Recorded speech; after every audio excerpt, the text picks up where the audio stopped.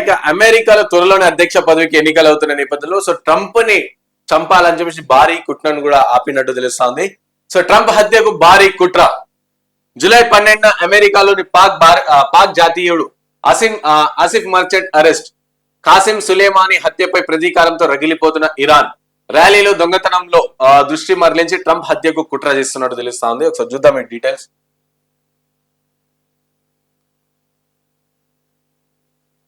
So Trump కూడా అక్కడ అధ్యక్ష పదవిలో ఇప్పుడు ట్రంప్ ప్రస్తుతం అక్కడ. సో అక్కడ ట్రంప్ కూడా చంపాలని చెప్పేసి చూస్తున్నట్టు తెలుస్తుంది. సో మనం గతంలో కూడా చూసినాం, అతనికి ఒకసారి అతని పైన బుల్లెట్ల దాడి కూడా చేశారు. తన చెవు కూడా బుల్లెట్ పైన తన చెవు కూడా కాస్త వరకు కట్ అయినట్టు మనం చూసినాం మనం.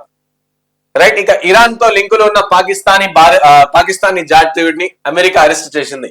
అమెరికా రాజకీయవేత్తను హత్య చేసేందుకు ఆ పాక్ వ్యక్తి ప్లాన్ వేసినట్టు న్యూయార్క్ ఫెడరల్ కోర్టు పేర్కొంది. రిపబ్లికన్ అధ్యక్ష అభ్యర్థి డొనాల్డ్ ట్రంప్ ను హత్య చేసేందుకు అతను ప్లాన్ వేసినట్లు అనుమానిస్తున్నారు. పాక్ కు చెందిన ఆసిఫ్ రాజా మెర్చెంట్ ను అదుపులోకి తీసుకున్నారు.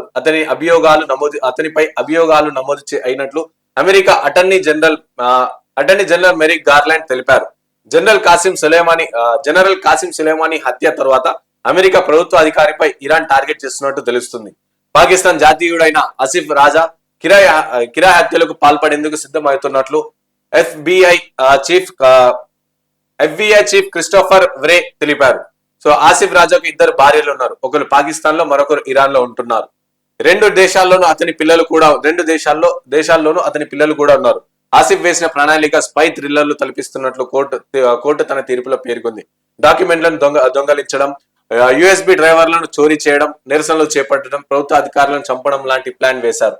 అన్ని ప్రణాళికలు కోడ్లు ఉన్నట్లు కోర్టు తెలిపింది.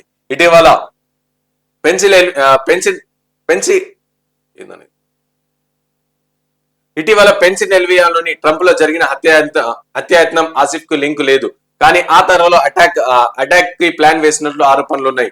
అండర్ కవర్ ఎఫ్బిఐ ఏజెంట్ల ద్వారా హత్యకు ప్లాన్ వేసినట్లు New York FBI field officer assistant director క్రిస్ట్ కార్టెన్ తెలిపారు.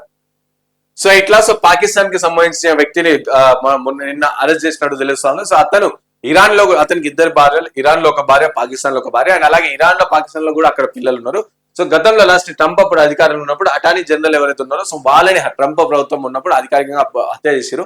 సో కాబట్టి ఎన్కౌంటర్ చేశారు. సో అతని హత్యకి ప్రతీకారంగా నేను ట్రంప్ ని చంపుదామని చెప్పేసి ప్లాన్ వేసినట్టు కూడా తెలుస్తా ఉంది.